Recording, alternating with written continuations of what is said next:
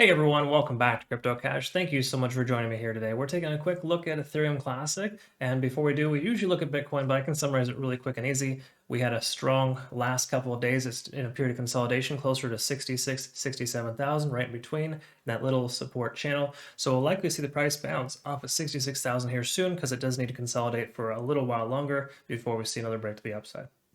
Now, just before we look at Ethereum Classic, if you're new to the channel, not a financial advisor by any means, just want to throw that out there and let you know that I do have a trading community designed for the actual purpose of making sure that we help you become better traders, right? So check that out in your own time. Of course, I send out signals for every single trade that I take, so it's very beneficial.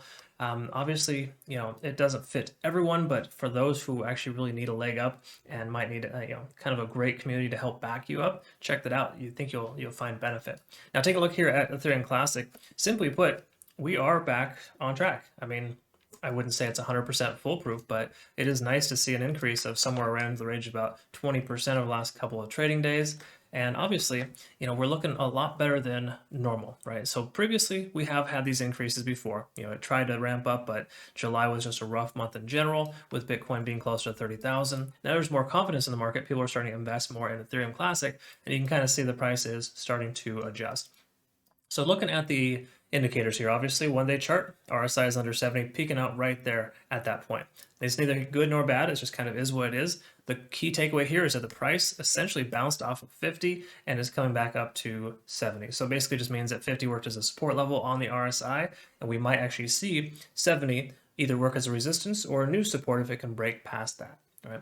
Time will tell on that one, of course, but not much else to indicate here. Let's take a quick look at the moving averages.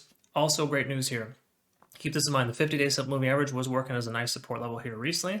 It's slowly pushing the price up, or holding it up rather. And then of course we got the 200 jumping on through here as well. So that potential for the death cross is no longer there. We might actually see a golden cross here soon where the 50 will move up and essentially intersect with the 200, creating a pretty awesome situation, for lack of better terms, because most of the time you have this it's like a catalyst of some sort that pushes the price up when those two intersect in an upward fashion. So that is good news. We'll see that probably within the next week or two. So for now, the price is presently over the 200-day simple moving average, which is fantastic. So that's a really good bullish indication. Furthermore, we've also got a 4-hour chart here, almost the same exact scenario, only we had the golden cross earlier, I would say yesterday, but that was kind of null and void, honestly. That really didn't drive the price up. It was just the fact that the price, the moving averages were just kind of hanging out right around together. And that just means that there's been extreme periods of consolidation when you can see those two kind of coinciding together. But good news is RSI is up over 70. It did bounce, and we got another increase here. So I like to see when the RSI is held above 70 on the 4-hour chart, because it kind of helps us understand that we still have this bullish momentous trend. Now, it could be a bit on the overextended side. We'll look at that as well and kind of find out. In fact, why don't we take a quick peek at that right now? It does look like we are a bit on the extended side, but keep this in mind. There was a 12-hour period of consolidation just before the price increased again. So even though TD sequential is kind of telling us that, hey, we're kind of in this overtime setting, it didn't have like a significant increase right here. That was just kind of a standard, normal little bullish trend. And then it had a nice period of consolidation here, followed by an increase. So I would just, normally I would say this is overextended, but I don't think it is based on the fact that it consolidated here, right here. And it also consolidated here as well, right? So just under enough time to not get a reset by TD sequential, but also just enough time to allow for the price to continue upwards in a comfortable fashion, right? That's what we like to see for Ethereum Classic. Moving on to TD sequential on the 1-hour chart. Just to quickly note, there's that reset we got. We went up to a 9, came down, got a nice little reset back up to a 4, and we'll probably see a period of consolidation moving forward for a little while, then possibly another leg up. So I think Ethereum Classic will continue to progress upwards. It does have a tendency of ramping up quite quickly, especially when the market's doing well. I mean, it did amazing back in May when Bitcoin was cranking, right? So I think we're going to see something again here soon, but it's just a matter of time.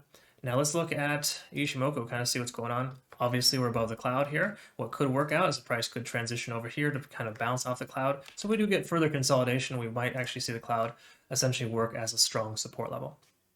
All right, so furthermore, let's go ahead and take a look here at some of the more important things. So one thing to note, and let's take a quick look at this shorter time frame, see where the volume's accumulating. That makes sense, perfect. Yep, so we have a strong volume profile around $61. So I'd venture to guess that that's kind of just an indirect support level. And oftentimes this can coincide with Fibonacci retracement lines too. But that is essentially right where we're looking at for that. So why don't we go ahead and take a look at the short-term Fibonacci, and we can kind of look at the big term as well. In other words, kind of what's going on with the micro, right? Now, as you can see, the volume profile lined up perfectly right around $61, kind of reaffirming that that's probably a very strong support level. So if you're going to take entry, I would consider somewhere along the lines of 61 to 62. Now let's go ahead and set alert at about $62 and kind of pay attention, because if it dips down a little bit lower, that could be a very good place in which we could consider taking an entry. I might actually send that signal to my community. We'll go ahead and double check that first and see when we get there. But simply put, that is a really good, strong support level at this point, $61. We've also got a potential resistance right now at about 63. So you can see it's kind of, the price is kind of getting rejected out there. It could be that overextension of the price, but it could also be just the fact that people say that, hey, whomever's buying and selling at that point says, nope, sorry, $63 is too expensive. We're going to sell and we're going to take our profit. So we'll just go ahead and mark a few more of these indications here, these support and resistance levels. We can see a nice support here at $59.82, roughly $60. So we just kind of round up and round down. We can say 60, 61, and 63 is a nice little channel that is going to be working itself into with an eventual breakout to the upside.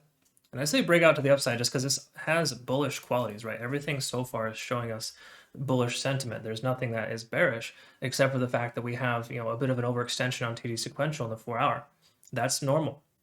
And when I say normal, it's just because it does have 12-hour period in between each increase, which is kind of just telling us that we have a nice consolidation time frame, right? So I do like the fact that, even though TD sequential shows that we're a bit on the overextended side, it's still very healthy. Okay. So all in all, let's go ahead and take a look at the best case scenario here for Ethereum Classic. And when I say best case, I'm just referring to, just say hypothetically we have in another 24 hours, we have a strong pump from Ethereum Classic. It could come upwards of about $80, right? That's the immediate short term, right? So short term, I think we're looking at 80. Honestly, if we're looking at more of a long-term picture, let's go ahead and take a quick look at that. We're looking at long-term. I would say that it's more likely to go ahead and go to about $88 long-term. When I say long-term, I'm just talking about a week or two probably. I would say that it's safe to presume that Ethereum Classic could very well get back to where it was at before, right? It was ramping up upwards of 100, it was almost 200 at one point. Yeah, 180 was about its max. I think there's a strong likelihood that we could see Ethereum Classic back upwards of the 180 by year end or early next quarter.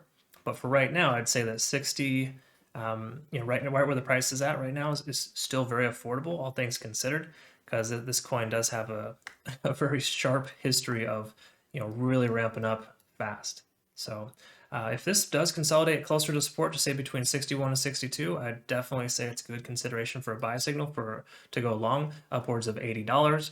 And I would say that we could very well see $80 in the next 24 to 48 hours, just based on its history and the fact that it has not quite reached that state of exhaustion. I mean, it technically has the 4-hour chart, but again, there's a good amount of consolidation between. Let me explain that just really quick, and I'll let you go. What I mean by that is that we've got this up over pattern that's quite healthy. So if we're to get the price to continue to increase and just kind of keep honoring these support and resistance levels, it'll definitely be very beneficial. Okay. So again, we got this nice little up over pattern, and it could very well continue that way. Again, it's getting rejected right here by 63, but that's all well and good, because if it comes down to 61, it'd be just that much better value.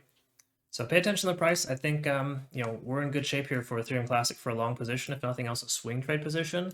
Day trading, maybe not so much. If you were to just try to buy low and sell high, you might get 5%.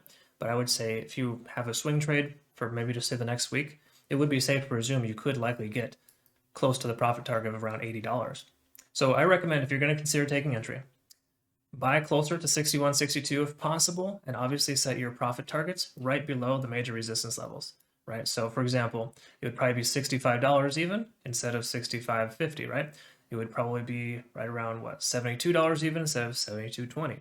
So just keep, anytime you put profit targets, put them right below Fibonacci retracement lines. That way you get filled, the price comes up and rejects, because you can obviously see it has a history, or any coin really has a history of, with a large candlestick wick, getting right up to the next major resistance level and then retracing back down to the next closest support. All right, so it's a pretty common characteristic. So hopefully you found benefit here. Be careful, be safe, be smart. And if you need a leg up, of course, feel free to reference me through Telegram. I actually have a really awesome trading community. And that's why I make half these videos too, is for them to ensure that we all stay in the know, because I send out signals daily and we make sure that we all learn and grow together. So check that out in your own time. Thank you so much again for joining me here. Have a great rest of your day.